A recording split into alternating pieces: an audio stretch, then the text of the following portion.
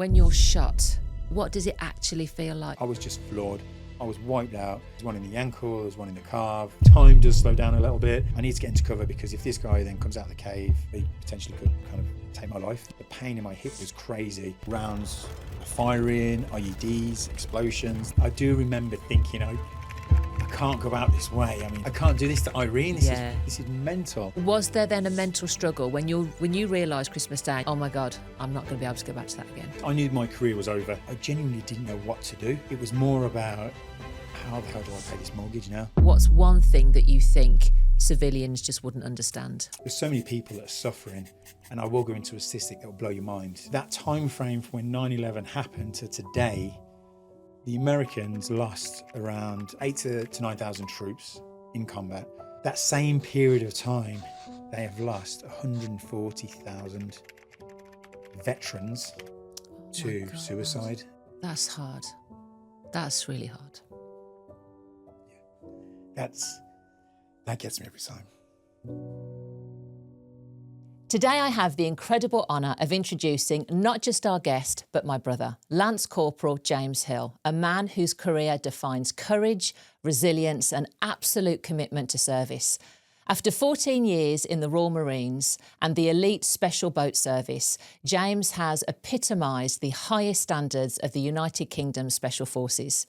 From the treacherous waters of the Gulf to the battlefields of Helmand Province at the height of the conflict in Afghanistan, he's led teams through some of the most demanding and dangerous operations imaginable. Even after surviving 5 gunshot wounds during a daring raid, his determination and leadership never wavered.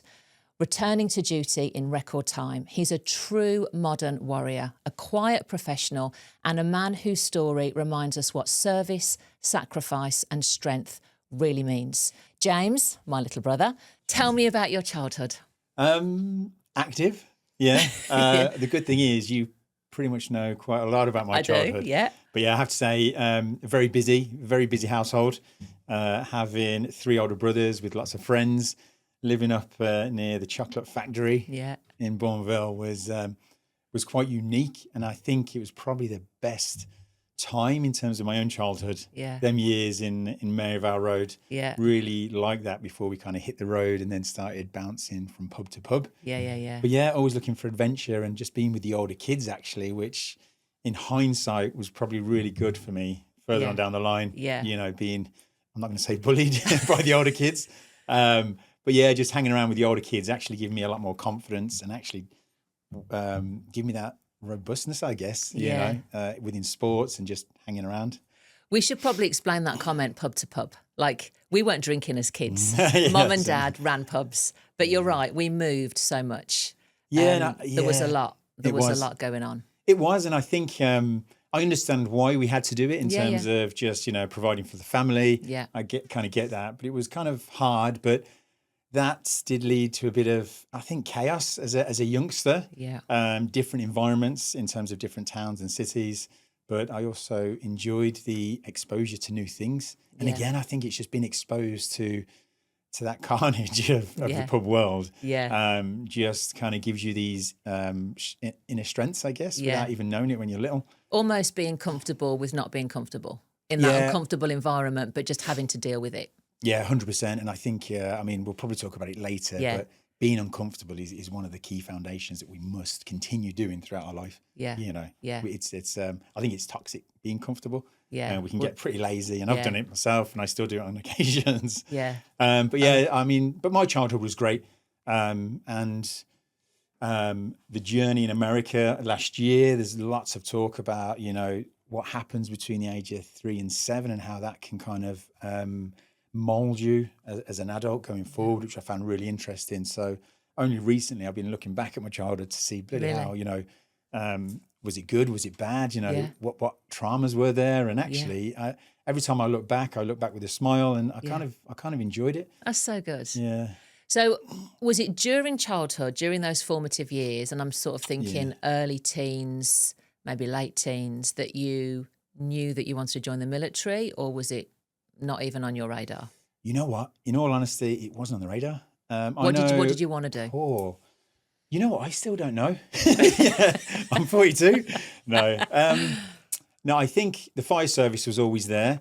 I did struggle at school. Not the best grades, but I found it hard in terms of trying to find what I actually truly wanted to go into. Yeah. Sports, football was massive when I was growing up. That's all I ever wanted to do. Yeah. But I found it truly hard to kind of find and get my teeth into something. So, but the military wasn't there anyway. Wasn't there? Paul, our older brother, he kind of spoke about the Navy now and again, so maybe planted a seed. Yeah. And I do find it fascinating going through the military when you talk to other guys, backgrounds, and I always say from like council estates to country estates, the variety in guys is just unreal. Really? Which is great because it broadens my mind on how I interact with my family or my friends and how different we all are. Yeah. So I've really enjoyed that aspect of it. But I don't know. I think it's just the adventure. So when you finished sixth form, what did you do? Sixth form, I went into the exhibition game. So concentrated on football. Yeah. Kind of been a semi-professional, which was great, enjoying that. I was working around the NEC in Birmingham, doing the exhibition work and the flooring. And that was it. I think there was a stint at McDonald's at one stage, to pay for a lad's holiday, as you do. Yeah. At the age of 17. I don't know if I should be saying that.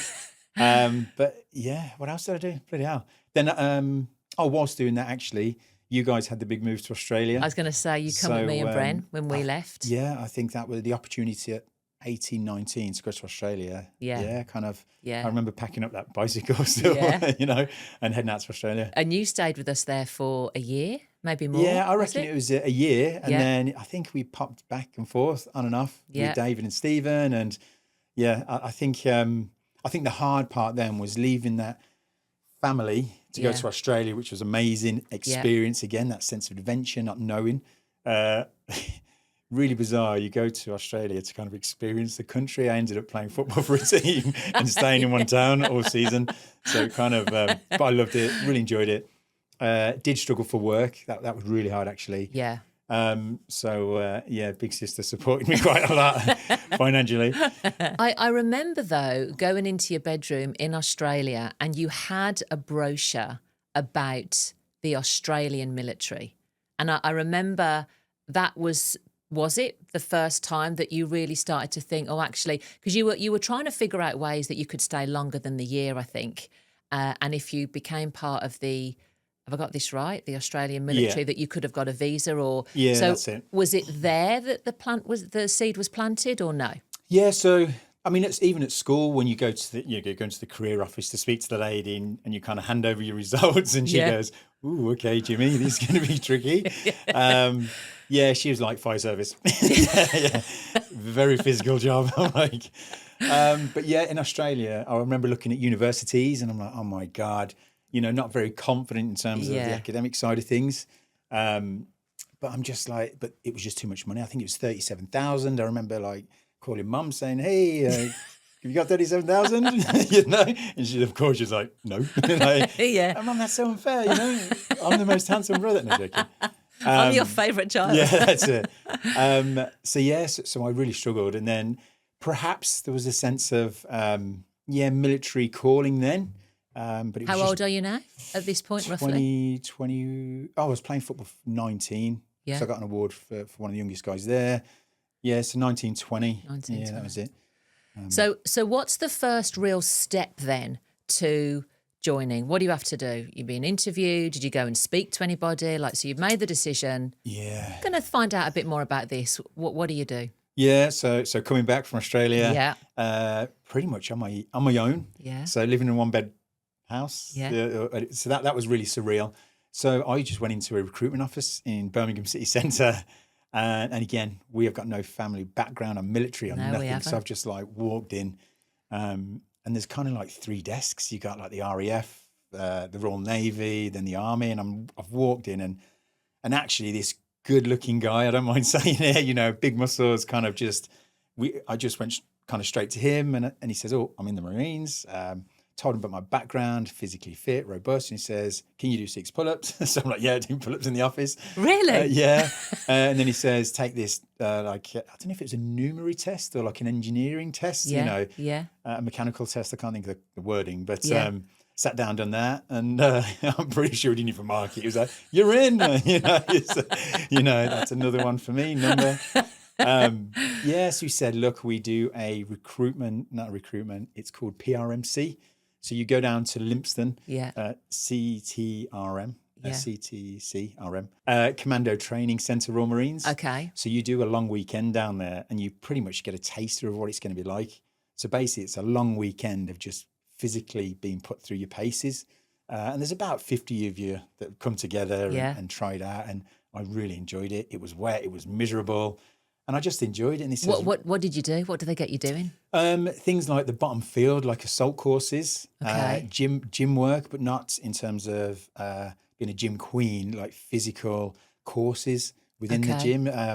What would we call like that? Rope climbs and stuff. Yeah, rope climbs and just circuits. That's what I'm looking for. You do circuits in the gym. Yeah. Then you'd have lectures on medical, maybe, or the history of the Marines and what they do, what you can look forward to if you to join and succeed, the different careers you can go down. Okay. And I just seemed to really enjoy the environment. The environment was quite good. Yeah. Definitely different to actually the training. Really? Yeah, it wasn't as nice. No. So really enjoyed that. So they just said, look, come back. And it just got delayed and delayed and delayed. So I remember leaving with a brand new pair of leather boots. They were horrendous. And they're like, break these in, you're going to need them. And so I'll be running around King's Heath at the time with a day sack on and these boots looking like a right numpty, trying to break these boots in, trying to keep fit to join Lympstone, which was the start of my military career. Which is that training course. Yeah. And what was the gap then between that taster weekend and then you going down? I reckon it went on for about 8 months. Really? It was a long process. So, I could have walked at any time, but I think I just had it. I was set on it then. Yeah. It kind of gave me purpose without knowing about it. Yeah. And I think I really enjoyed that. There was, James had a meaning then, I had something to hold on to. A direction. Yeah. And I liked it. So, because I think I was pretty much, my anchor was football and I was just going everywhere with it. And I kind of started to come to the realization that I need to kind of start growing up, the kind of military was the way.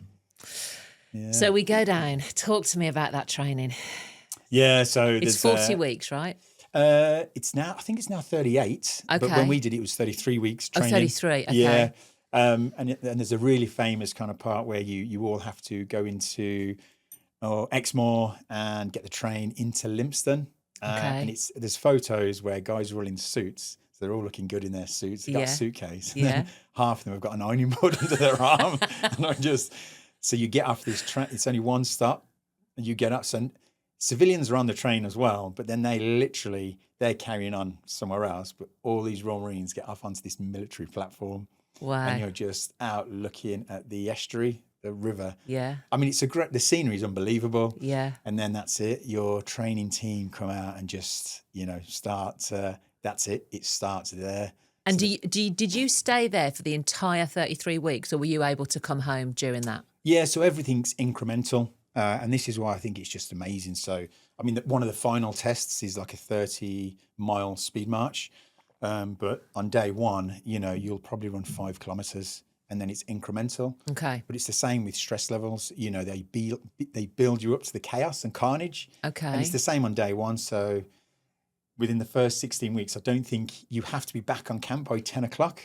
And I think the first 9 weeks, if I can remember, you're not allowed to leave the camp. So you have to kind of stay there. Yeah. And I get that because you've got all these different personalities and guys coming in. And it's just the same for every single person. So a bit like G.I. Jane, you go in, you get your head shaved, which isn't a problem anymore. I think there might be compensation there or something. I'm going to blame them.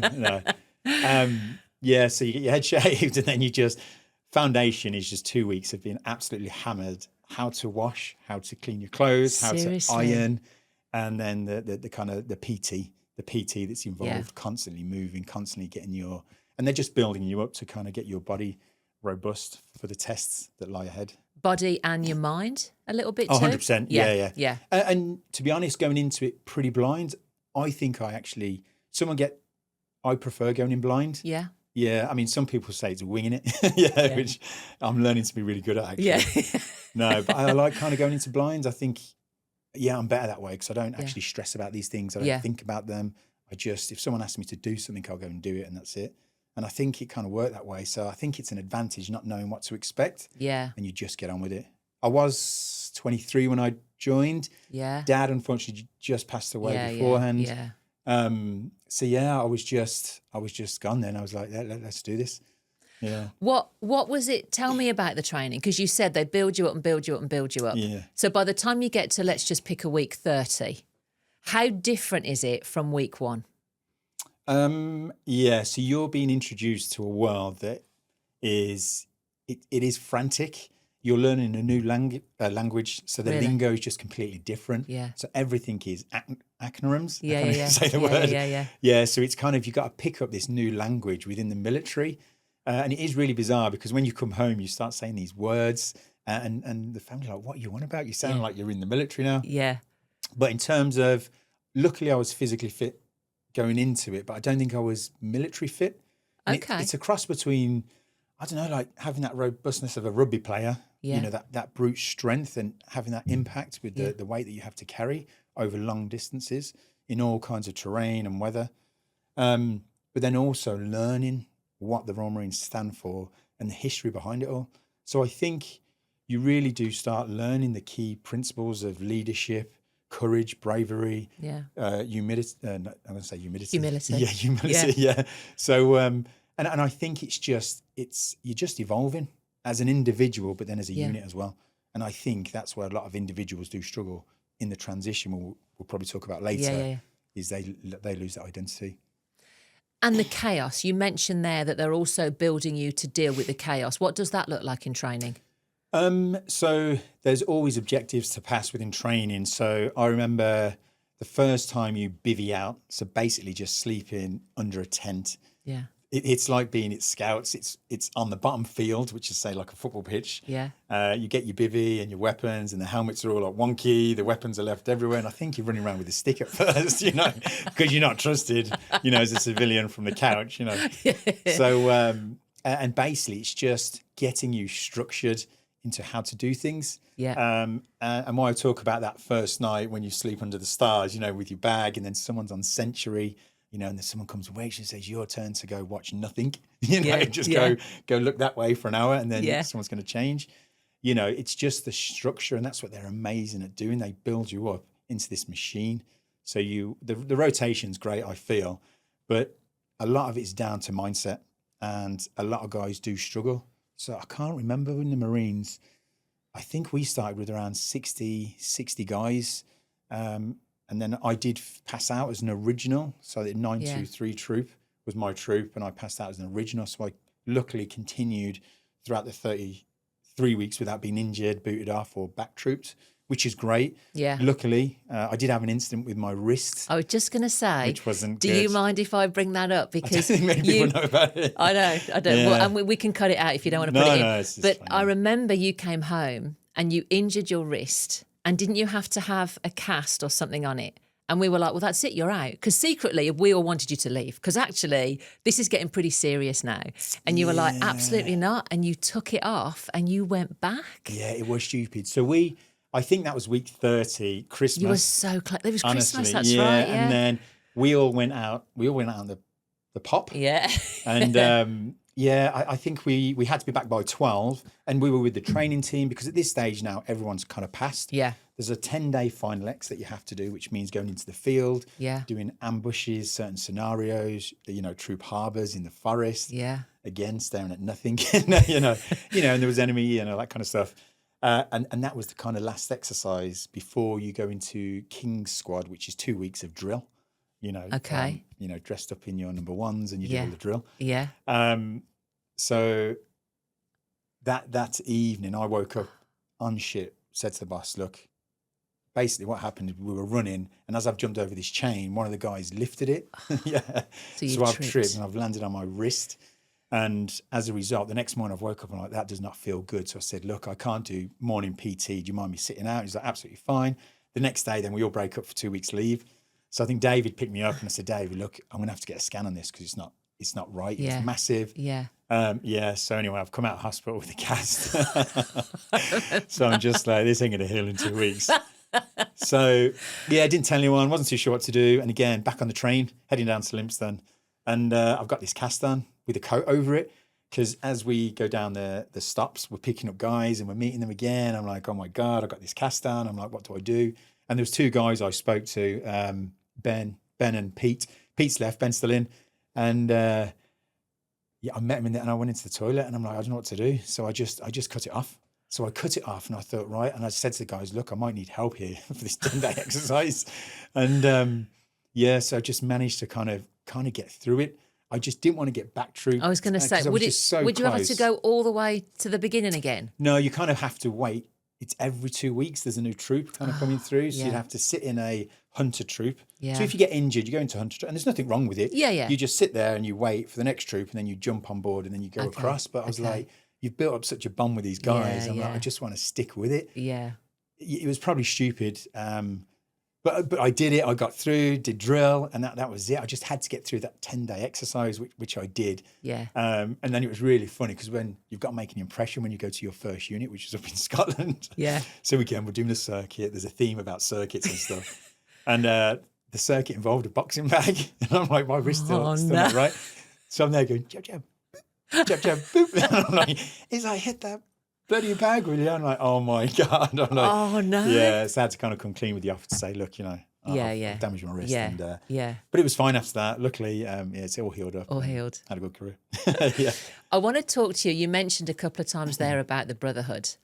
How different is it? Because obviously you've got 3 brothers. Yeah. How different is the bond between your siblings but your brotherhood in the military? Very different. Explain to me how.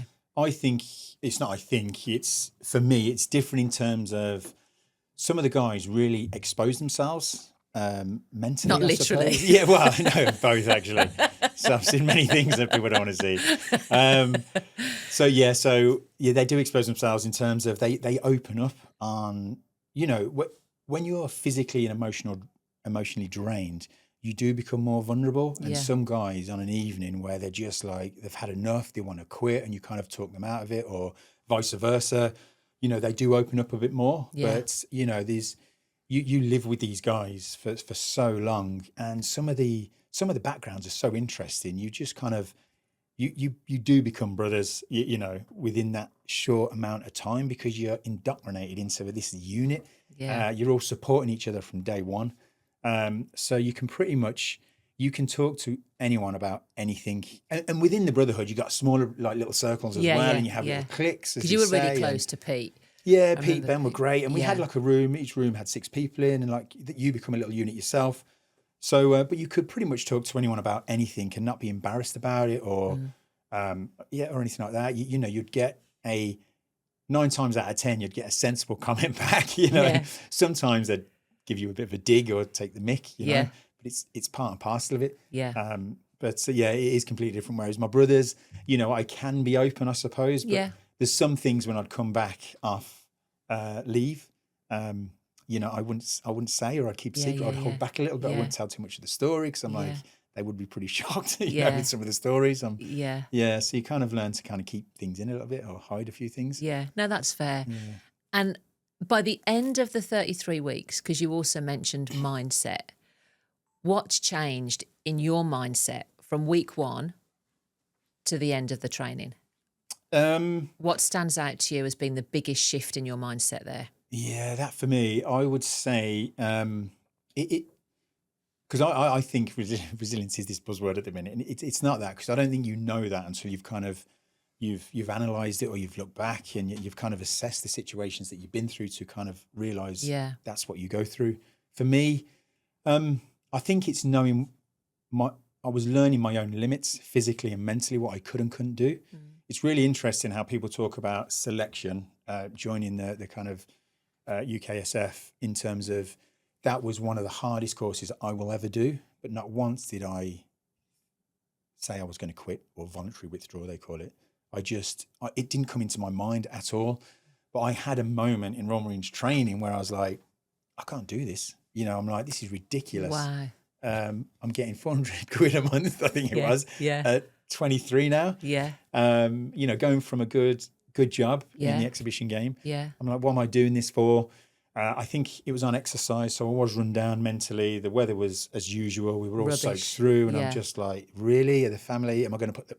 And then I'm like finding things to kind of support my theory, and I'm reasoning with myself, and I'm just like, you know, I could think of 99 reasons to leave, and then I'm fighting against one reason to stay. Yeah. And I'm just like, it just outweighed it crazy. So I actually went and spoke to the officer that night. I said, Did you? Yeah, I said, didn't look, know I'm having a wobble here. I said, I don't know why, but I said, I don't know if this is for me. I'm just like, this is, and you are going from couch to Marine. Yeah, yeah. You know, so that I do feel that is a massive transition, especially if you've got no family history, military. Yeah, yeah. And I'm just like, bloody hell, this is, so I'm trying to get all my eggs in one basket in my head. And then literally says, look, I tell you what, if you still feel like this in the morning, come back to me after the exercise is over. Okay. So again, just like, you know, I go back, you know, you're getting your dry clothes, you know, miserable, you know, and then you wake up in the morning and then you're off again. You're constantly moving, you're constantly doing something. And then I never thought about it ever again. And the officer never brought it up once. So in terms of leadership on his behalf, whether he meant to or not, I think for that reason, he could have said, right, Jimmy, just get in the wagon and leave then, you know, but he didn't. So I don't know whether that's good tactics on his behalf in terms of that leadership to say, you know what, just sleep this off. I've had this before with guys coming from civilian street. It's just you're having an episode. You know, man up and just get with it. You know, no, I'm glad he did. That's crazy. To think that, and we will come on to the SF training in a minute. But the fact that you had a wobble there in your first training, but didn't in SF, that in itself, I think, shows how much your mindset had then changed. Yeah, I think so. So you finish, you qualify, you get your green beret. How does that feel? Yeah, so I remember that day. We all went down. Yeah, you get your green beret, which is great. Yeah. You get accepted into this. I mean, when you're in it, you are like in this elite group. You know, and it is a boys club. And the reason I say boys is because the Marines at the time, it's just men. Yeah, you know. And I just, you get a sense of, you know, you are proud for that split second. But then they're like, right, we're going to be all smiles because your family are here. You know, it's like, you know, do not tell them the truth. No, joking. So they turn around and says, look, you know, be proud, family are proud. You know, tomorrow the real work starts. You know, oh my God, I've just done all that. And when you're telling me now I've got to start from scratch again. Yeah. But again, it's the mindset. So now your peak in the Royal Marines, and then you move to another unit, and then you're proving yourself to all the older and bolder guys, trying to get accepted into that brotherhood again, because you all get split up then. And you just all deliberately. Do they do that so, deliberately? Yeah. You all bombast all over the country. Some went straight out to Afghanistan. Some went to Scotland. They went all over the country. So you can't say, please, can I stay with Pete? Yeah. So I was classed as a diamond. So what's that mean? You can be a King's Badgeman. So if you're a King's Badgeman, and I think we had 2 in the end, they get to choose where they want to go in terms of bit of reward. Yeah. And then a diamond, there's 6 diamonds within the group. Nice. And you also get to kind of decide where you get to decide where you want to go. So so they said, Jimmy, where do you want to go? And I had a choice to go out to Afghan straight away. But I didn't feel ready, I suppose, even though we have trained, we've been assessed, and we are good to go. We can do that job. And guys done it. They proved themselves and they did amazing. But I decided to go up to Scotland to do the maritime security up there, and I loved it. And that's when I ended up heading out to the Gulf on counter piracy tour, which was great again. And I love that. Talk to me about that. And we stayed with Pete. That's it. Yeah. Because this is your first job now, isn't it? You know, you're qualified. Yeah. This is your first, what do you call it? Assignment? First tour. First tour. Yeah. First tour. So, Faslane or Comanche was my first unit to be part of, which was great. Yeah. So you integrate them with a load of other Marines that have kind of done all kinds. And you can imagine old and bold, different ranks. The first time you see your commanding officer who's now in control of you, you know, I was 23 thinking, you know, it's, I think that helped being a bit older. Yeah. Understanding the whole, I wouldn't say that the psychology of the game, you know, there's only so much they can push you. Yeah. You know, physically they can't, you know, there was no bullying. There was nothing like that. You know, you hear some crazy stories. They have to push you and you have to accept that it's going to be tough. They have to talk down to you. They've got to see if you've got what it takes, because ultimately you're going to fight I could be fighting next to the guy who took me through training. Yeah, so he has to pass us out. He has to say, I would stand next to this guy on the battlefield. So I get, how challenging it has to be, and people see it differently. But being older, I thought helped me because I could understand some of the BS that goes on. But that's a rite of passage. So when I got there, I sat in front of this officer, he's a big strapping guy. And I'm like, yeah, so I'm 23. So, I reckon I'm quite mature. And he's like, age means fuck all. And I'm like, okay. Because I'm 21. I'm like, oh, fucking hell. Well, no, that's a great start.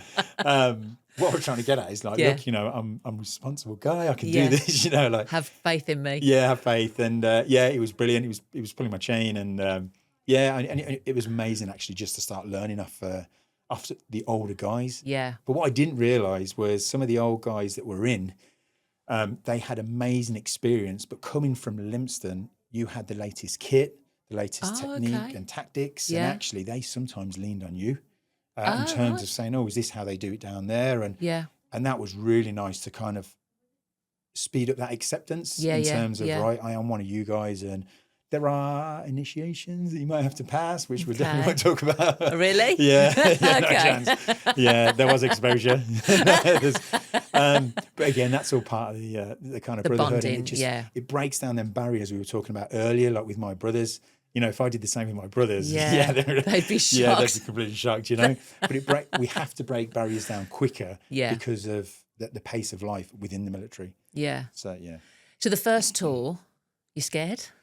Nervous, quite excited. And was I lucky to go on it? Basically, someone had gone out the night before down in a famous town called Helensburgh, Scotland, and got in a bit of trouble. So I woke up and every morning, just like taking the register, sounds very schooly, but you'd go down 8 o'clock and say, right, are you all here? Any issues? Right, go to the gym, sort yourself out, come back. And then we start the day kind of 10 o'clock with lectures or mission briefs or whatever it might be. Yeah. And one of these guys unfortunately got caught up in a situation where he got pulled from a 6-man team. So they were like, right, who wants to go to golf? I'm like, I was like, yeah, I'll go. Just like, let's do this. And he goes, right, pack your bags, you're going tomorrow. I'm like, oh my God. I'm like, that quick, So that was quite exciting. I was looking forward to it. I knew the guys I was going with. Yeah. And I love the idea of that small knit community. Yeah. So to operate on a Navy ship that holds over 1,000 individuals, men and women, to be a small unit within that ship was great. I loved it. Yeah. We didn't get involved with the Navy NIFNAF and trivia. Okay. Which I would struggle with if I had gone down the Navy routes. Yeah. Which I can talk about, easily.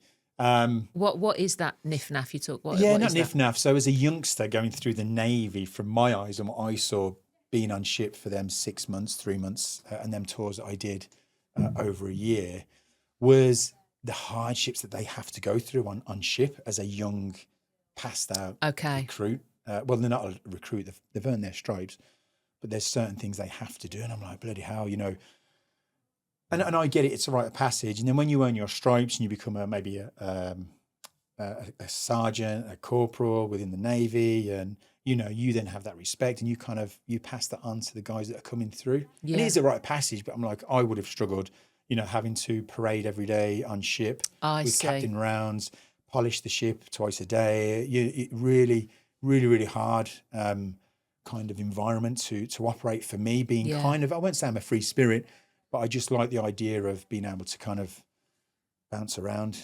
Yeah. So that kind of small man team, it really worked well for me. So the first tour was what, 3 months? 6 months? Yeah, it was about 4 months. About 4 months. Out at sea, out in the Gulf, doing the counter piracy, which was great. So that was protecting ships and vessels and drug smugglers within that Gulf region, and that was quite.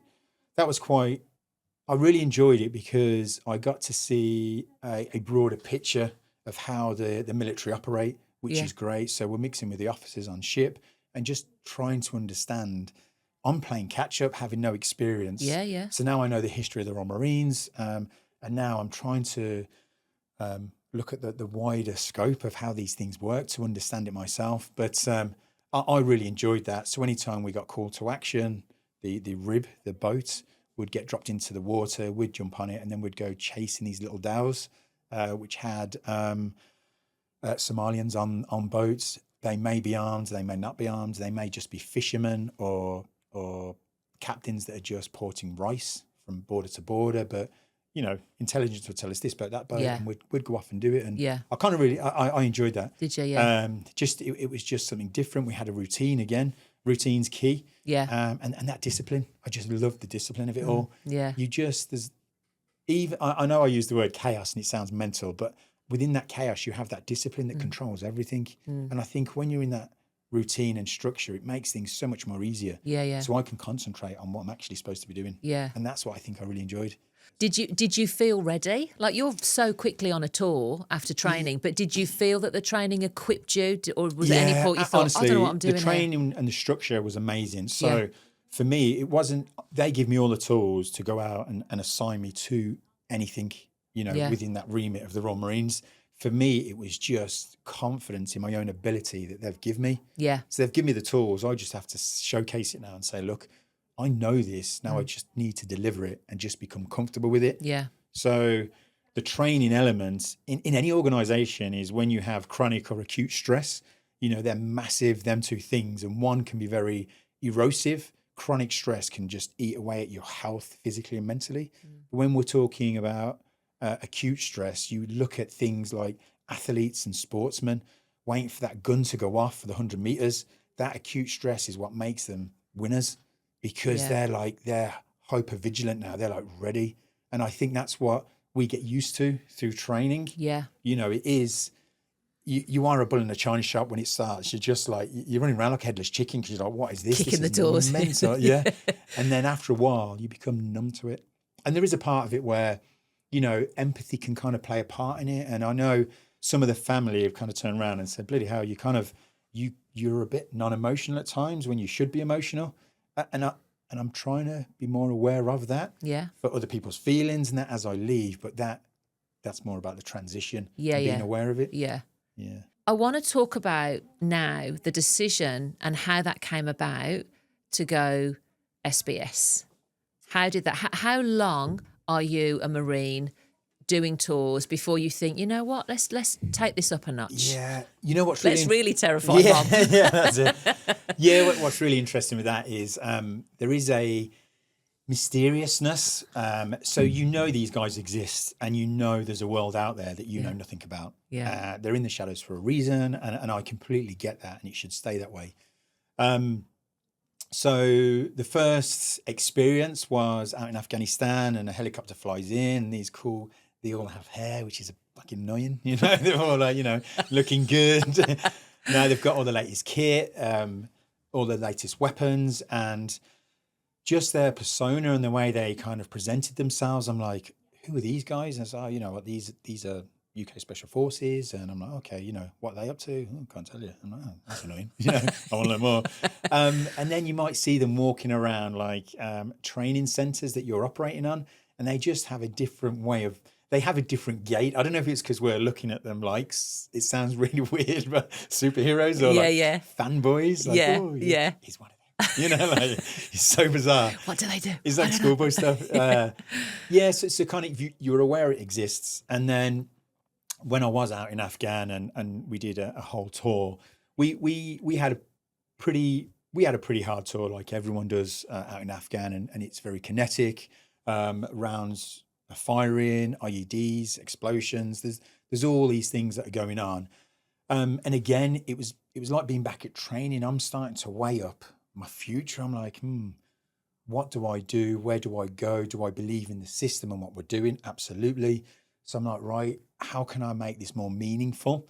And yes, we can always say, I want to challenge, I really want to push myself, but I think it was more to do, I wanted a more direct approach to making a difference. Yeah. And I think everyone in the military wants to make a difference. I honestly believe no one joins to harm life, at all. Yeah. I think people join maybe knowing that. That it's going to be a part of it. It's going to be a part of it. But that's not the motivation. Yeah, and honestly, in any industry, I don't care what industry, you're always going to get a bad egg. Even within selection, you're always going to, I could be in bad egg. I don't know what people talk about by my back. But you're always going to have that bad egg who, they might be a bit egotistic, and they might be, I'm the bit, the dog's balls sort of thing. Yeah. So, but yeah, I just wanted to then, I just wanted to step it up a bit more. And then knowing a bit more, talking to the guys out in Afghan, I thought, you know what, let's call up, let's make the call, made the call, right, you're on another breathing course. I'm like, oh my God, this is it. So then I started training out in the desert again, boots on, weight on, but I'm physically fit anyway, because the stuff you've got to carry out in Afghan on the patrols anyway, you're kind of ready for it. So it was a really good time. Again, my body was ready for it. So me, it was again learning new equipment and kit and that kind of side of things. That Afghan tour, was that the last tour as a Marine? That was the last tour I did as a Marine. Yeah. Wow, how tough was that? That was hard. So we were a troop that bounced around quite a lot. So we started off at Kajaki Dam, which was great, and we were just holding Kajaki. We took over it from the paras, I believe. That was really hard in terms of watching the activity in what they call the green zone. And Afghan is a beautiful country. And I learned a lot more when I was there in terms of, it used to be a tourist destination, which was crazy in the 60s, I believe. No way. Didn't know that. Yeah, and I think it was, hippies and that kind of stuff was going on down there, and psychedelics. Okay. And like, bloody hell. So, and you can see the attraction because of how nice it is. So this green zone is just so nice. So anytime within Afghan, you have like a massive river flowing through either side, maybe 2 kilometers, you've just got flush green forestry because they dig these trenches in that kind of water irrigation systems. Okay. And it's unbelievable. Then you just literally do 180 and then you've just got desert and mountains. I'm like, this is so weird. So yeah, we'd be at the high point, just taking all this in, doing overwatch on this village, making sure that what we were protecting and looking after, basically we were trying to watch for individuals laying explosives on certain parts, strategical parts of roadways, making sure that it didn't get blocked off, so to speak. Yeah, and we were there for Hearts and Minds as well, which was a hard one because of... What does that mean, Hearts and Minds? Hearts and Minds, we were there trying to make peace. Oh, I see. With the locals. But they've got it really hard because they're trying to please us, but also please the Taliban and their locals. Yeah. And it's catch-22 for them guys, so I felt for them.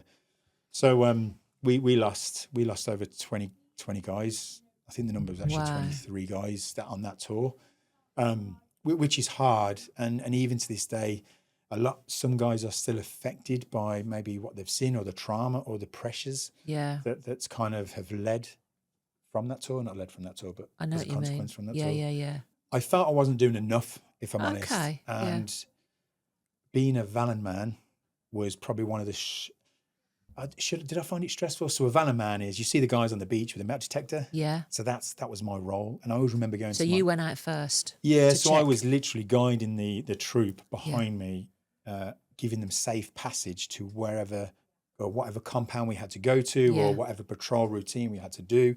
And basically I was looking for explosives, which is mental, because if I was to miss one and then 3 or 4 guys down accidentally stood on an IED, I can't imagine how I would feel. I mean, it never happened. Thank God, touch wood. We were always safe. I mean, that alone must... It's massive. Yeah, I mean, responsibility. It is hard. And I mean, when you're operating in a corridor of talcum powder, believe it or not, it is insane. So then the bizarre part is when you come under contact, which we did, you had to stay in that lane, which is really weird. And visually jesting, the hard part is you'd come into contact and you'd have to pepper pot back out. But if I've done a route that looks like snakes and ladders, you've then got these fucking guys peeling back doing snakes and ladders because they've got to follow the same route back because they know it's the safest route. And I'm like, oh my God, you kind of, at times you did feel like sitting ducks. Yeah. So sometimes we would just sit and suppress. And then that way, if we just sat and suppressed and waited, calling fire, it was a bit more safer than actually trying to retreat. But honestly, with no plan survives the first contact. There's a saying within, plan A never works. You're constantly thinking on your feet all the time. And just that adaptability that we always talk about, you have to adapt in moments of chaos. And that's what it was like always. So that was really interesting. But that the Valen Man stuff. And I actually never mentioned it. Just that I kind of, I don't think about it. But actually looking back at that, and when I look back, I always remember halfway through the tour, I'm like, look, can I not, fit guy, can I not be the GPMG gunner and carry the big sexy gun? Just swan around with that for a bit. And the sergeant major just said, Jimmy, look, I trust you. You've got a good head on your shoulders. Just keep kind of doing what you're doing. I'm like, oh, this is really, really frustrating. It's not that I didn't want to do it. I wanted to do something different within that tour, but I understand it now. It's a bit like having a great goalkeeper. If you've got a great goalkeeper, the defenders are going to be more confident to perform. And I think maybe that's what it was. I don't know. See. Yeah. So that was interesting. So it was at that point then that you started to think, right, I want to do more. This isn't ticking all the boxes. Made the call for Special Forces. That sounds like it happens real fast. It does. So again, there's a whole process like joining the Marines. So again, I had to do another course and they kind of work on something really simple in terms of just assessing your fitness and capability to get in that. It's a voluntary system where, you have to put your name forward. Okay. I believe in America, they do it differently. They actually, you get invited in. I don't know. I think, they're very similar in terms of the structure of how the systems work. Ultimately, they create amazing operators. So we had to do the week course. So I got my tick again to say, you can now progress to the kind of, again, another 6 months of training. 6 months. Yeah. So the hard part there was, I think I made the decision, whereas if I didn't pass, then I would leave the military. Okay. I kind of had that mindset. So ultimately I kind of, my director, Scott, always says about it's a leap of faith. You have to take a leap of faith at times. And so I got taken off a course that I was going to go on in the Marines as my kind of safe haven backup. He says, no, I'm just going to take you off that. I'm like, okay, so I've got to pass this course. So I went through and I did get through this course. I always say luckily, and I don't mean to take away any seriousness from the course, but I call it, or you hear a lot of it in our community, imposter syndrome. So on day one, you've got like 100 to 200 guys from all over the UK military, from different backgrounds, different units, whether it's RAF, Marines, Army, all in one room. So you can imagine the testosterone in that. You can imagine that room. Everyone's like looking around, and there might be people that have took you on training courses. I'm like, oh my God, he took me through training. He's here with me. Instant bond. And you think, okay, good guy. Anyway, it's just the first 3 weeks are just brutal. They're just like, right, we need to whittle this down. We can't take everyone on this course. Really? We can't feasibly take this many people through the course. So how do we test these guys physically and mentally? And they've built it over time, certain training methods to kind of succeed and get the best out of individuals. And it's not about breaking the individual down so there's nothing left in them at all. They're just seeing where them pressure points are. So physically, it's well known, we train now in Wales or Scotland, because that terrain is just brutal. And the weather out there is just nuts. You don't know what you're going to get. So 6 months training, does that mean you are now off tour, off active duty, and you are back to pure training all over again? Yes. So it's another selection. Ultimately, it's another military course that you have to get verification that you're able to achieve certain markers and goals to kind of get through to move on yet to another unit. So very, very mysterious in terms of no one knows what goes on within these courses as such. I mean, there's bits and bobs around the internet that you can find out. I think they publish stuff themselves in terms of the structure of the courses. But you never truly know, because you always get guys that have been pulled off the course or they've failed, and then they just slag it all off saying, the training team didn't like me and they had a grudge against me. I'm like, look, you got to hold yourself accountable. Is it the case? And I don't think the guys are in it for that reason. They're there to pass the guys out. They're going to be fighting alongside these guys. So another 6 months. And mentally and physically, is it harder than your first course? Or it is harder, is it? 100%. But this time I've got the experience of going through so many courses.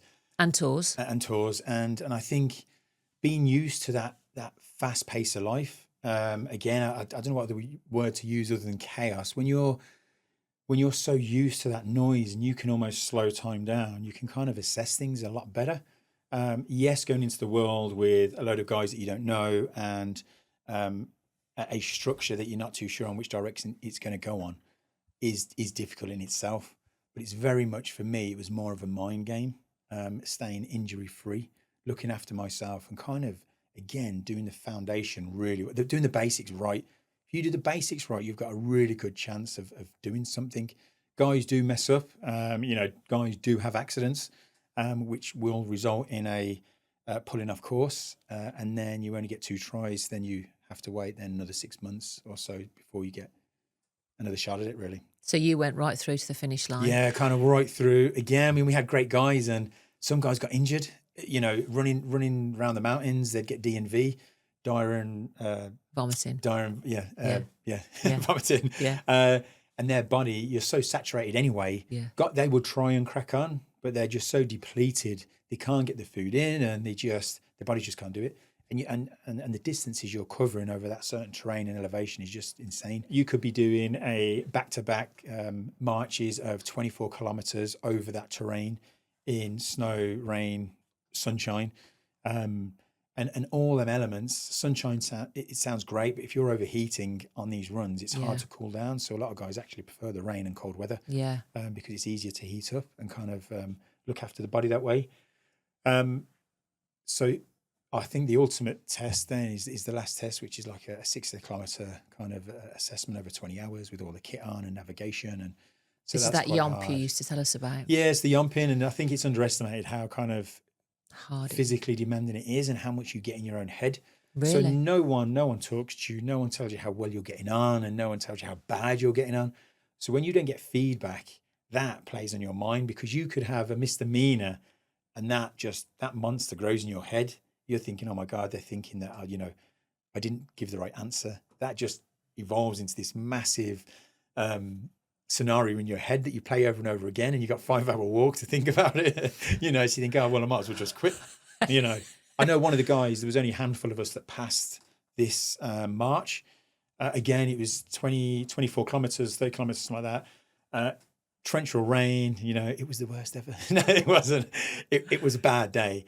They actually extended the cutoff time by like 30 minutes, which it's kind of unheard of, just because of the weather was so bad. Yeah, but only a handful of us made that cutoff time, the original time. So then there was a guy, he just kind of halfway through doing his assessments, his distance, time, speed. He was like, I'm not going to do this. So when he got to a checkpoint, he says, look, I'm not going to make it. And they were like, well, are you going to VW? They can't take, He says, yeah, I voluntarily withdraw. Then he got back to us, and we're all kind of laughing and giggling as you do. We made it another day. You kind of forget that day and you prep for the next day. And he's like, oh my God, they've extended the time. How stupid am I? Yeah, and then he had to start again. No. Yeah, so that was him done. And I'm like, fuck it, you just got to keep going. And I think taking that mentality in terms of until they either pull you off or you're injured or something along them lines, then, they are there to get you through the course. There's so many different stories you hear, some bad rumors. It's designed to be tough and challenge you. Yeah. It has to be. It has to. You're looking after the country, as cheesy as that sounds, and you want the best people to do that. Yeah. So, I've so with some amazing individuals. What's one thing about that course? Final question about all the training, but what's one thing that you think civilians just wouldn't understand? Because bearing in mind, you're doing this course having done the Marines course first, so you are prepped. What's one thing that civilians just wouldn't get? Yeah, so I suppose I can talk about it, because actually the guys, the RAF train guys up to do something called SEER, and escape and evasion, and that's pretty brutal, where you go on the run for 5 days. You go on the run, you get hunted, and then ultimately you will get caught, and then you have to go through a scenario of kind of going again through different tests and stages to kind of pass that. That's is this hard. that white noise they talk about? Yeah, there's loads of different baby's scenarios. Crying and stuff. Yeah, I don't want to say too much. But okay. Yeah, that's pretty hard. But I think ultimately for me, it's actually understanding the dangers of training in real life scenarios. So you think ultimately what these guys have to train for, and it's battle, whether that's close quarter combat. So taking, it sounds cheesy and I hate saying it, but if you were to take this room down, it's kind of mano, it's however you say it, there could be someone in this room. So you have to train for that day in, day out. So a lot of people forget that, yes, we may not be fighting a war at the minute in Afghan because we've all pulled out, but these guys are still training in live scenarios with live ammunition on a day-to-day basis. So to do that is so impressive, and to be so on point, 100%, you've got to perform at 100%, you know, here in the UK, training. And I think people forget that when it's not in the media. Yeah. And I think it's really important that we don't forget that these guys are on standby to All the time. jump on it and be 100%. I kind of enjoy knowing that I've got a small insight into what we used to do. Yeah. It kind of gives me comfort for my family. So you pass out, it's all done. What Yeah. then? Yeah. How old are you now, by the way, good actually? hell. Let's just... 20.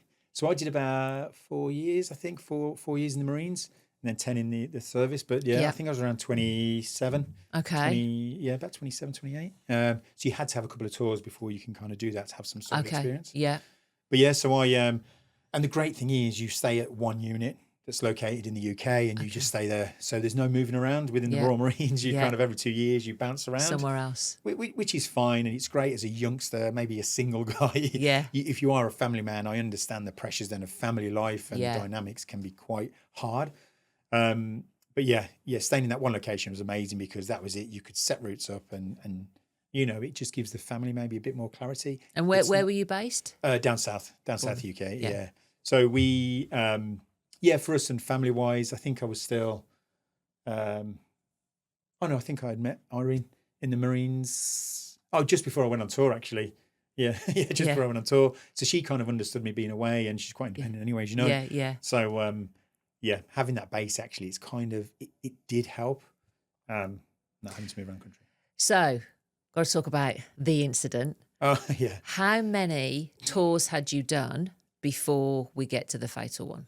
So in all 3, so 3 tours around the country. Yeah. Then there's certain tours that you're on standby, on call within the, so you are in the UK. Yeah. But you're on, 3, 6, 24 hours standby sort of thing. So ultimately 3 tours, and then kind of ended up going out with the guys as you would expect to anyway. And can you tell us anything about them 3 tours? The kind of stuff so you were doing, 3 tours really. in a whole, in terms of including the Marines. Then the tour. So then serving with the guys. We were out there again, and a lot of the operations were very fine tuned.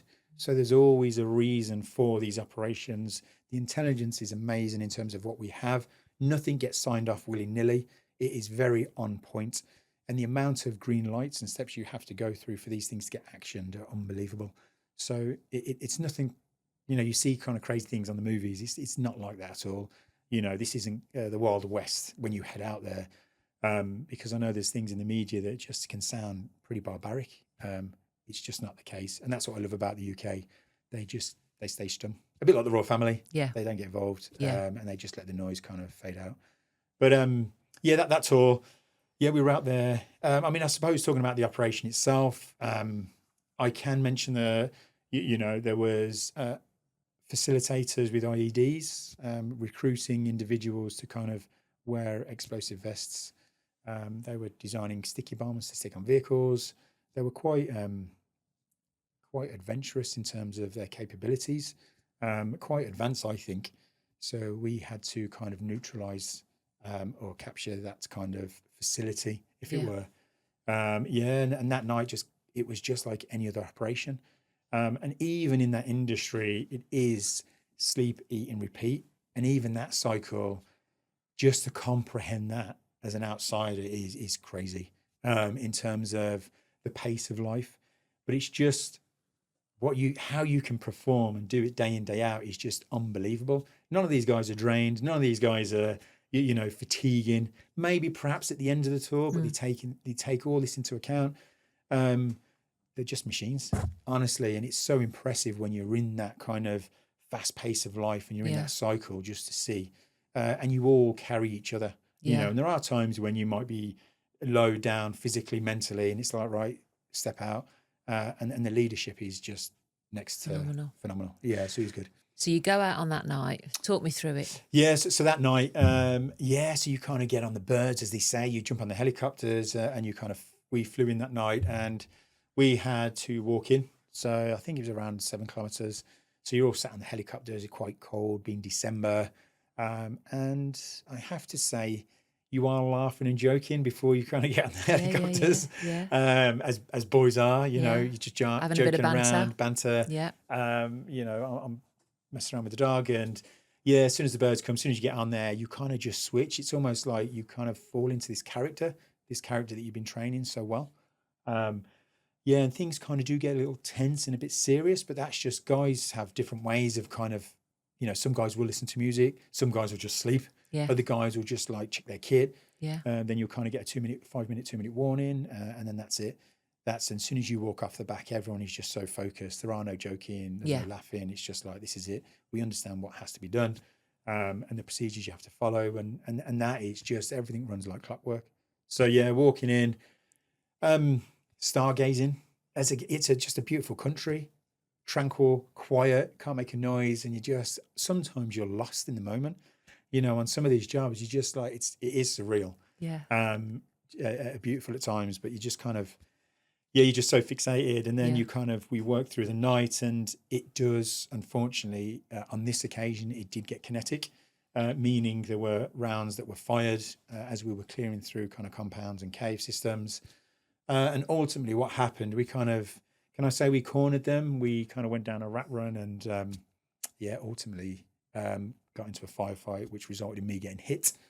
And as a consequence, I then had to find cover.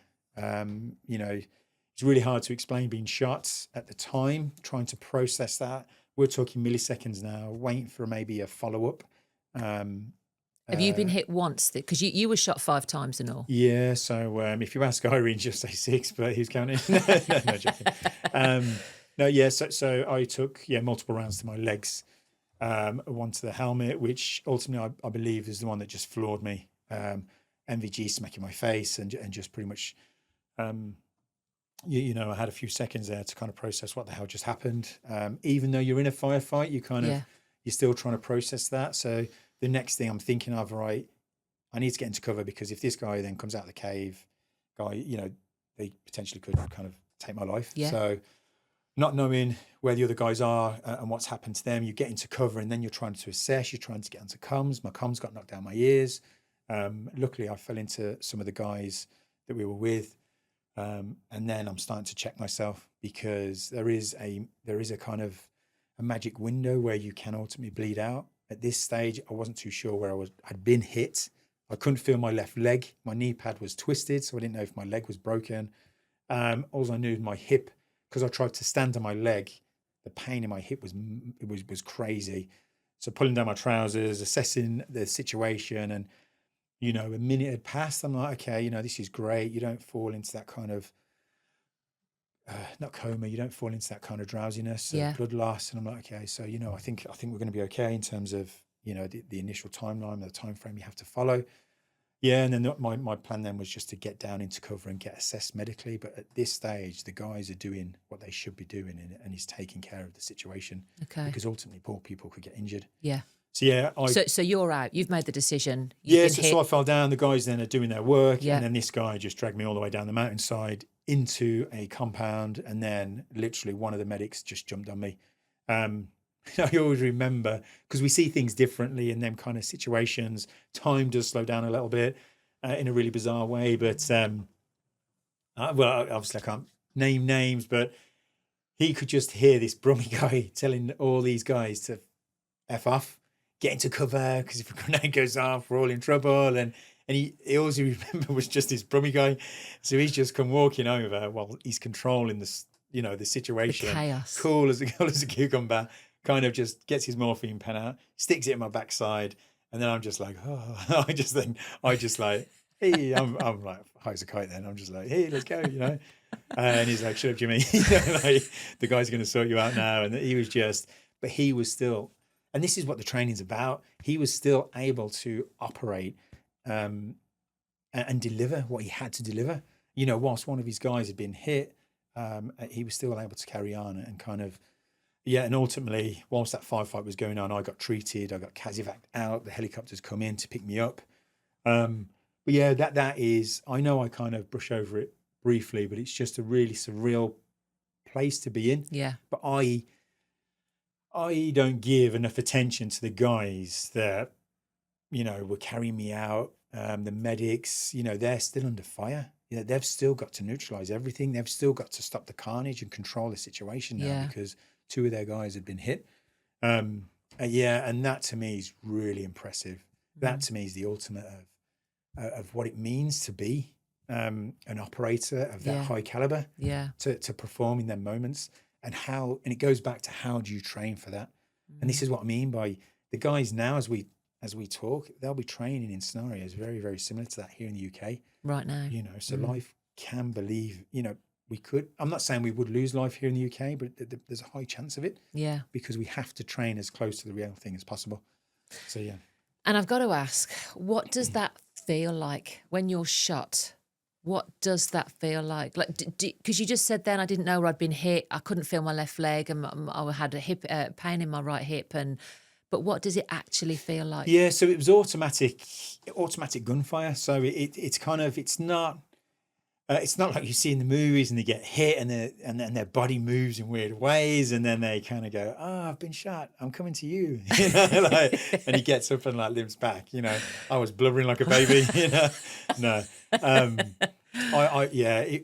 I always say I've never been hit by a bus, but I can imagine it was just I was just floored. I was wiped out. You don't feel all the individual.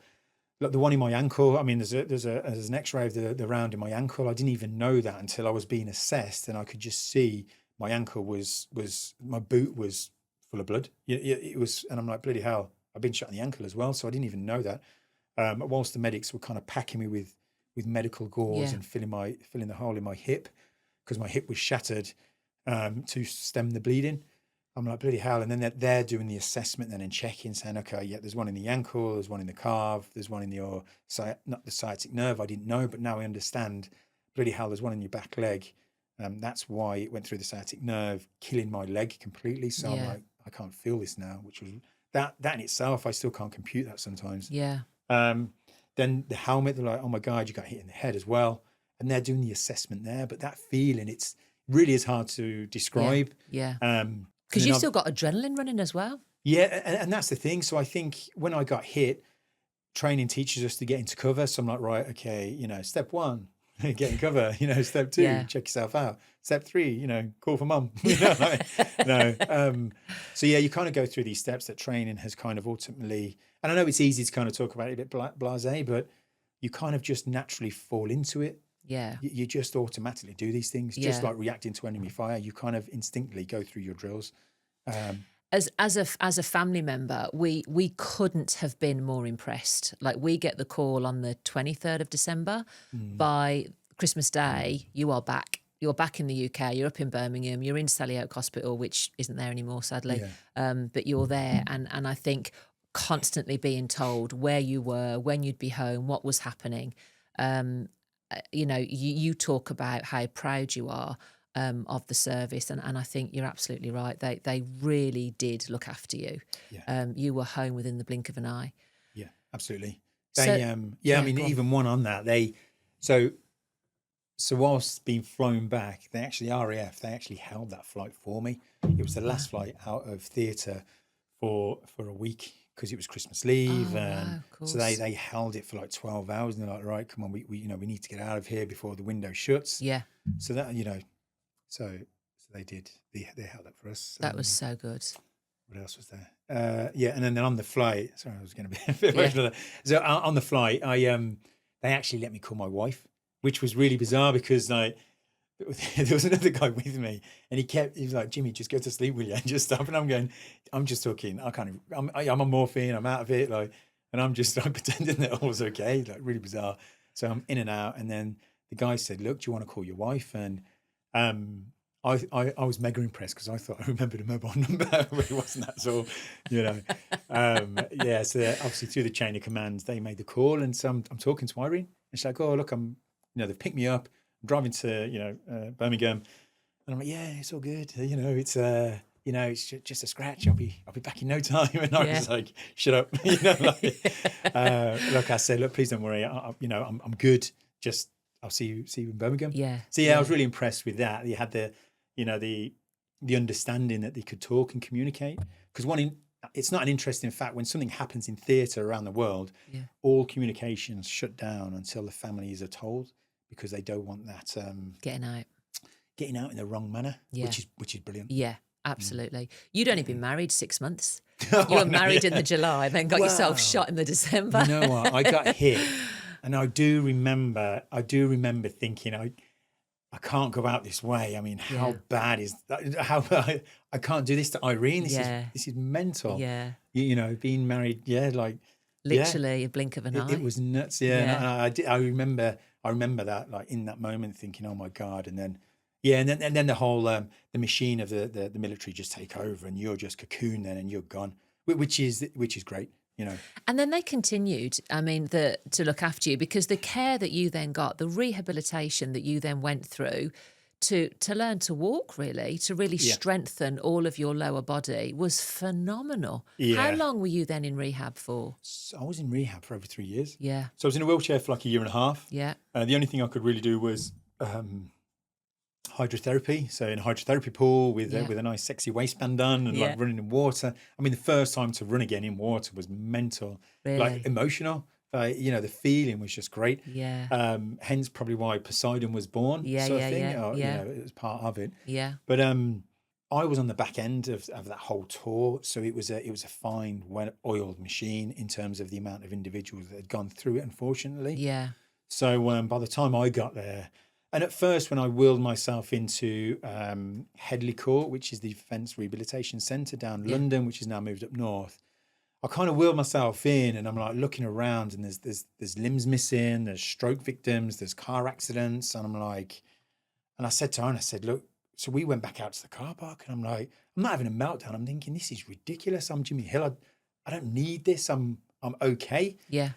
And it wasn't, I didn't understand the severity of my injuries, really. I'm just like, you know, we're going to be all right, sort of thing. And it wasn't until I got into rehab, I'm like, oh my God, I've got so much to do here. And it's having that network and trusting the system that's been there for us. Yeah. So I mean, that was amazing. And then I have to say, the charities, we get pampered. We really do. Wrong word to probably use, but we get spoiled. And part of that is keeping us mentally stimulated as well, in terms of keeping us in that community is really important. And the charities recognise that, the military recognise that. But actually, it's the warrior spouses, and that terminology I got from America. It's the women. And again, the reason I say the women is because the Royal Marines at the time, it's just all men. So it's not like a sexist thing. Women, no, joking. So it was the women that actually are the foundation behind these incredible men, you know, at the time.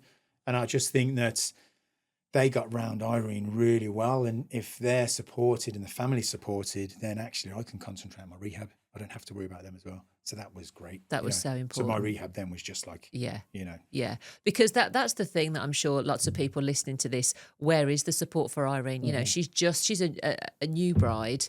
Her husband's just been delivered back to her in pieces. Where's the support there? But of course, she did get so much support, which was no, I think it's really hard, because within trauma there's pain, physically, mentally, and I think the clarity's not there to understand the processes. So some of the charities do get backlash, and people do get upset. And I mean, I know I could pick up the phone now and people would argue my points, but ultimately when you look at maybe, oh God, I can't say the NHS, but when you look at certain systems out there, if you were in a car crash and you didn't have that support network, you are going to be in a pretty bad way. Yeah. You know, that support network, no matter how, and a lot of it is what you put into it.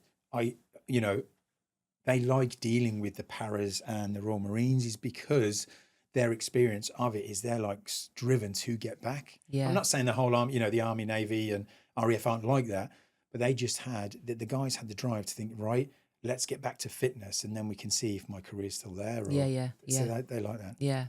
Having been through all that, if you could have gone back into battle, gone back to special forces, would you have done? I would have, yeah. So the hardest choice I had to make is I knew my career was over.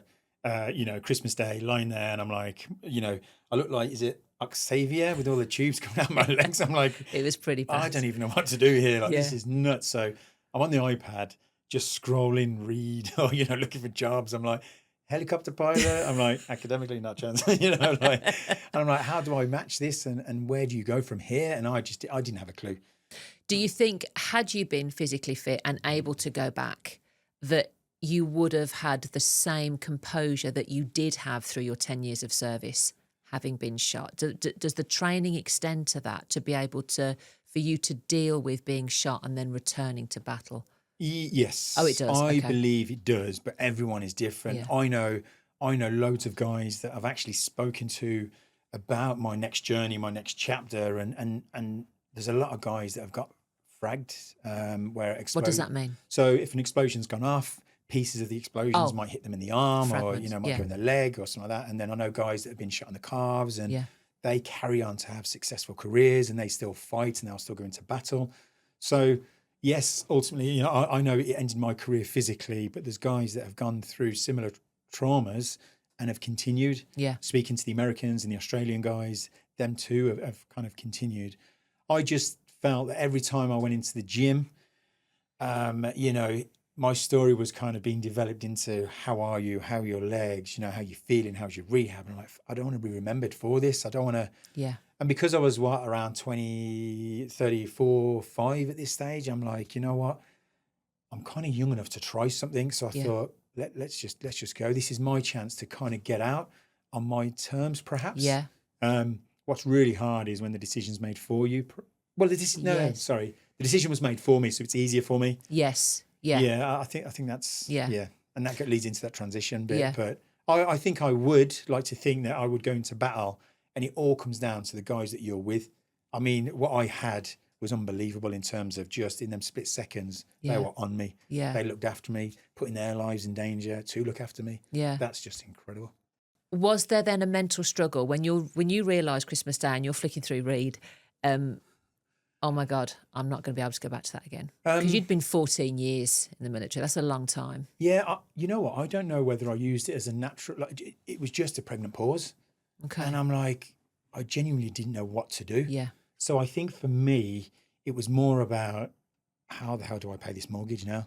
I'm confident, and I know if I had said to the guys, look, give me a desk job, they would have said, bloody hell, Jimmy, you've got experience that you can maybe pass on. Let's keep that knowledge within the unit, and we'll just stick you behind the desk and eat Jaffa cakes. I'm certain, and I know they would have done that, but I just don't think that would have fulfilled me. I wouldn't have liked seeing the guys going out and kind of doing the job that we kind of joined to do. Yeah. So I wasn't really emotionally upset about it. I wasn't frustrated. I think I was just so focused on my physical ability being taken away from me. I'm like, oh my God, I've got to get this physical. I've got to get back to fitness before I even start thinking about other things. Yeah. I mean, they told me I had to wait 2 years for the nerve stimulation to grow back, because I was hit so high up in my back leg, in my sciatic nerve.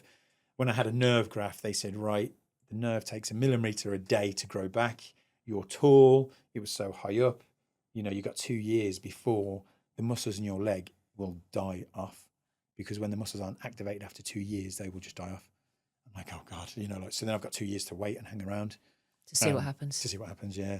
So then I know in my head, when they tell me that, I'm like, right, I can't do anything now for 2 years apart from rehab. Yeah. I am getting paid still, so that's kind of easy. Yeah. So actually, I think, they mothered me, and I think that really did help for the family, myself, actually just understanding the process. I knew the process I was in, and I just accepted it straight away in a really, bizarre way. Because now lies the transition. We talked about the transition from the couch to being a Marine and then Special Forces, but now we have the transition from being military back to Civvy Street again. Yeah. Was that difficult? Have you got there? Would you say? I think we've just got to keep reflecting. Okay. We've got to keep looking back. I don't know if I am there. I don't believe the military make you who you are either. There's times they say, it's the military that make you who you are. I think, you go into the military with a set of skills already that you don't know about. The military unlock them skills. if that makes sense. Yeah, you yeah, know, yeah, and they make you realize your potential. The transition's a hard one. I was a grey man at school even, and there was a comment on my report when I passed. You know, they always say, just be the grey man. Don't do too much, don't do too little, just, you know, just do what you're told and just get on with it. Don't show yourself up, or, you know, so just be a grey man. And I've always been good at that. And I've always kind of just, I've always just quietly assessed the situation without jumping in. And I think I've done that with the whole transition. And I definitely feel I'm still getting used to it. You do miss the brotherhood that everyone talks about. Yeah. But what I don't want to fall into is that's the be all and end all. I love to constantly remind myself about chapters. The military was a chapter and I'm now in a new chapter, and I want to enjoy the next 30, 40 years. I don't want to spend the next 34 years kind of not moping around. That's really a bad word to use, but I don't want to think about it in that way, that negative way. I love the military. I would join the military again. I would do it all over. I would advise people to join the military, not my daughter, of course. I think it's probably not going to be popular, but I think if you were to leave school, if you don't continue your education or you don't get an apprenticeship, you should probably look at national service for 2 years. Them 3 options for kids, I reckon, be amazing. And I reckon over 60% of people would stay in the military because of how good it is. 100%. And I know parents are like, oh, not a chance, but I honestly believe, they would love it. They'd thrive.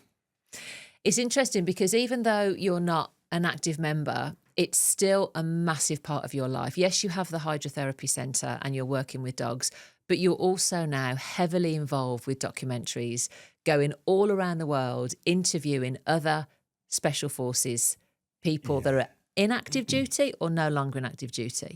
No longer. Yeah. So what's that been like? That's been amazing. And literally around 2 years ago, I reached out to a friend and I said, look, I think it's the time, and maybe it's the itch again. Poseidon's okay and it's doing well. I'm enjoying it. And but you want the next challenge, So I think it was getting comfortable, and I'm like, you know what? I need to maybe put myself out there. And I always had this going through Headley Court was really frustrating at times in terms of what you looking at other people's and how they were coping with their own their own journeys. Some of them really struggled. You know, they might blame the military, they might blame themselves, they might feel guilty. And I'm like, oh my God. So I got speaking to these guys and I said, look, we need to spread more awareness. There's something like over 65% of military leavers go on to have better lives, but you never hear about this. You always hear about the struggles. The negative stories. And I'm like, I understand the struggles. You know, we've been there on different levels and I get that. And then you've got that post-traumatic growth, which we need to talk more about. And you've got to go through them, you know, the whole PTSD structure to get that growth to then grow.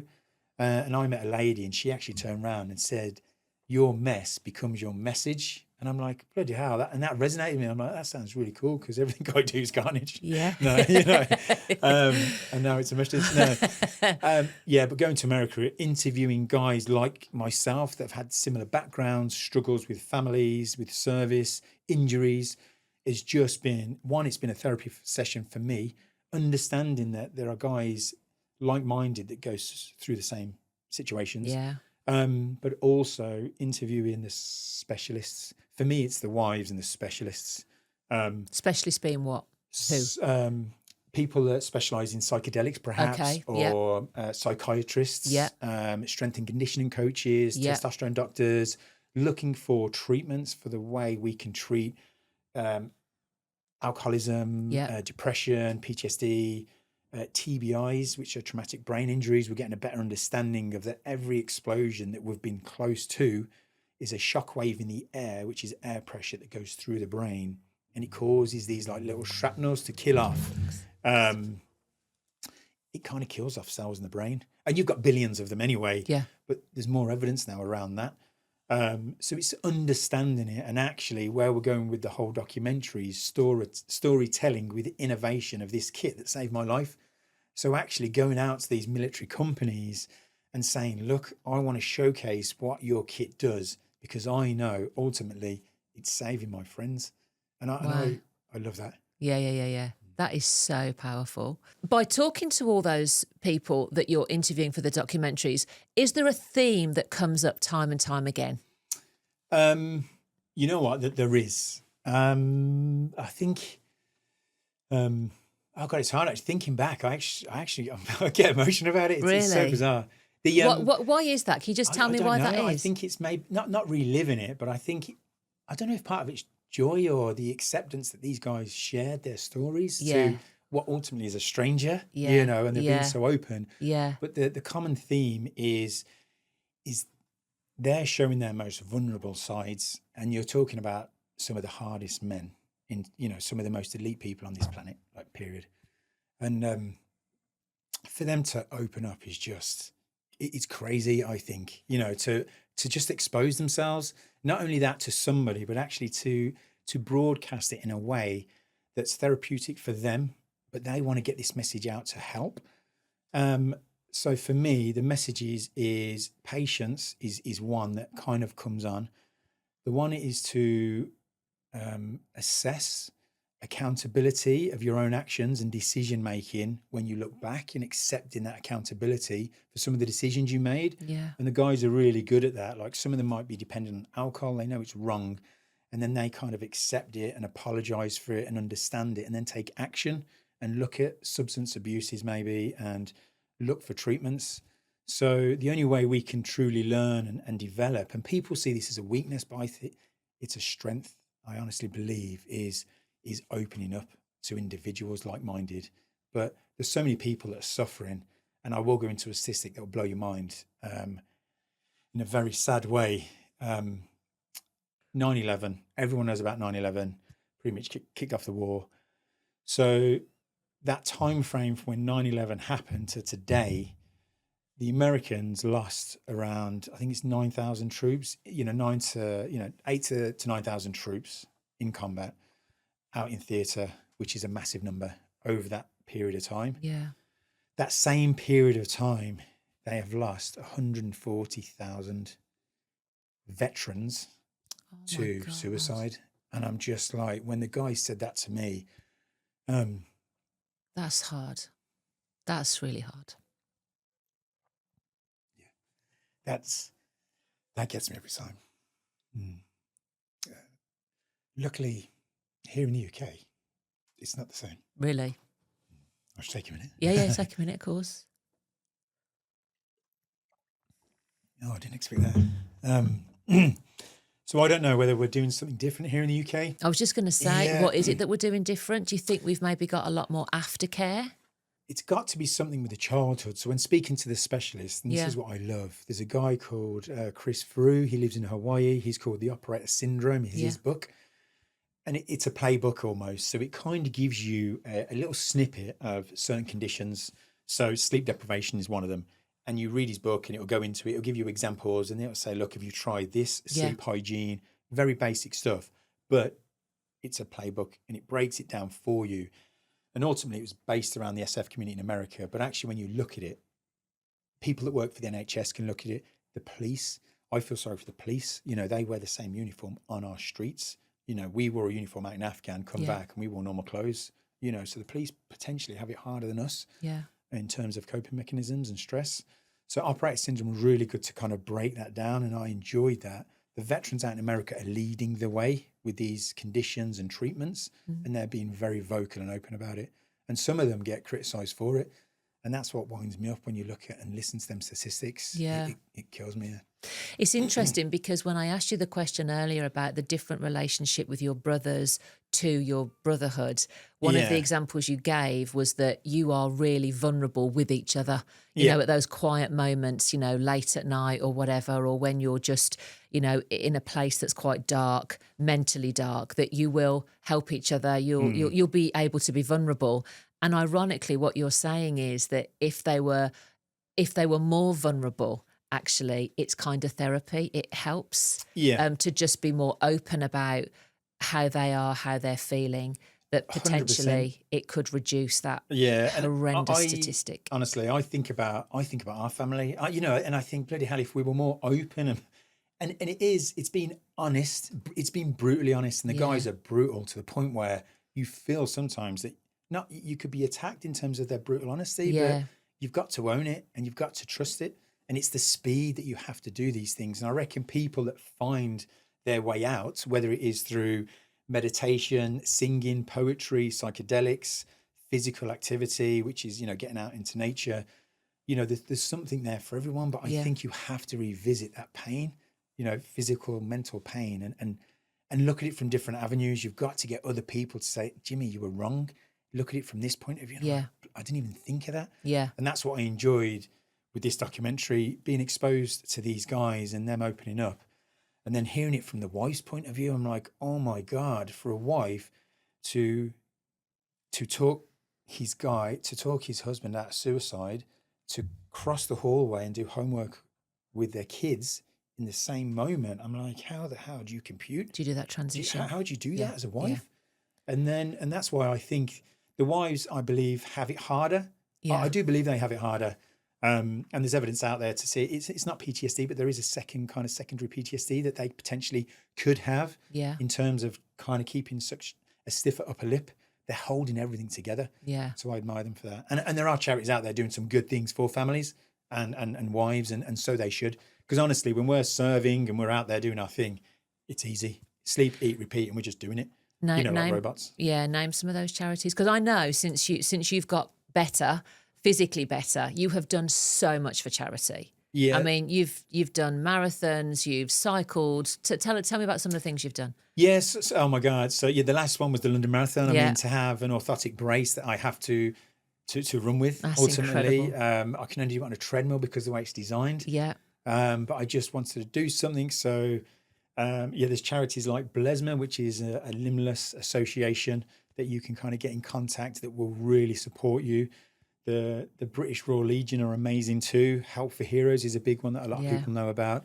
Rock to Recovery is another one that's opened. It's a lot of these charities now, which is really good, is they're opening their doors to the NHS and blue lights, so the police and fire brigade. That's so good. Because stress. We all deal with stress, and it's all the same stuff, different mechanics, but it's the same way in terms of we deal or don't deal with it. Does that make sense? So, yeah. So Rock to Recovery, we interviewed a guy who was, again, very close to suicide. He, I don't know how much I can say without saying his name. He becomes so used to seeing something that he made in his kitchen from a suicide point of view that it just become like a clock hanging in the wall. Goodness. And that was a noose. Goodness. And I'm like, oh my God. So when we spoke to Foxy, he kind of was telling us about his charity and the amazing work that guy's done is unbelievable. And the individuals he's helped and saved, I would say. One of the guys when I was injured on that night, he actually was there. Such a great guy. And he actually, through his tour, he had a couple of struggles, and he actually went to Rock to Recovery, and Rock to Recovery sorted him out and really helped him just process the information. Yeah. And I think what happens with the transition is you end up on your own ultimately, which is normal, and we have to accept that, because ultimately you can't be with that community forever. Yeah. And I think that's when you start asking questions. So these charities are there to support, but we are so crap at asking for help. So bad. We don't want to ask for help. We don't want to ask for money, to buy a new brace, or, we almost got to get a friend to do it for us and say, oh, get this guy a bloody brace, will you? Because you won't ask for it. And the charity's like, oh, bloody hell, we didn't know. 100% we'll do it. Yeah. And we just need to get better at that. And I think that's when I say we've got to be more open and honest with each other. But do you think if you do ask, is there enough support out there? Is there enough help? Yes. Yeah. There is enough help. And again, it's really touchy subject, depending who you talk to. Yeah. But there is enough help. From my point of view, I mean, the Royal Marine Charity are amazing at actually keeping that community together. They are. I mean, for them, in terms of people watching how they do things, their community is just superb in terms of keeping the community going after service. Yeah. So Royal Marine Charity is great. The benevolent funds with the Royal Marines, the RAF have it, the Navy have it, the benevolent funds, the Not Forgotten Association, Emma Willis, I think she's a designer. She designs shirts. So I got a free, suit shirt of her. To her, it's kind of nothing, but it's like a thank you. But to us, if you look the part, you feel the part. You don't even have to be good at your job, but if you look good, Yeah. No. You know, so that's her way of contributing. Yeah. So it's kind of, you know, and there is so Scotty's Little Soldier, he's another one. I think they make little teddies, and it could be a picture of me on the teddy for the kids. Yeah. I think that's what they do. Yeah. So there's loads out there, but the support is there, and I think it's just knocking that pride. Just get that pride and just go and ask for help. Yeah. Yeah. Yeah. How do you want, final question from me, how do you want your story that you've shared with me today to impact on others? If there is any impact of this whatsoever, There will be. No, I think it's more to expose yourself, being honest with yourself. The choices we make are ultimately who we are. And I think that's the accountability. We have to own that, even if it is bad decisions or choices. So that accountability of our choices is key. But I would honestly open up. And if you see someone struggling, that's the big one, is sometimes we tend to think they will be okay, but ultimately reach out for them. And then the big one is just fire a text to somebody that you haven't spoken to for ages, just saying something like, how you doing, buddy? That can shift someone's mind. I think it's for like 3 days, just by that simple text, knowing that someone's thinking about them just out of the blue. So you don't even think, fuck, I'm going to call Jimmy. He talks for half hour. I ain't got the time. Just say, hey, Jimmy, you fat knacker. Come on, how are you getting on, sort of thing. You know, like that, just a simple text. And it's kind of a buddy check. Yeah, so just a buddy check, just simple text, just get it out there. And I'm sure there's some sort of campaign out there that kind of states that.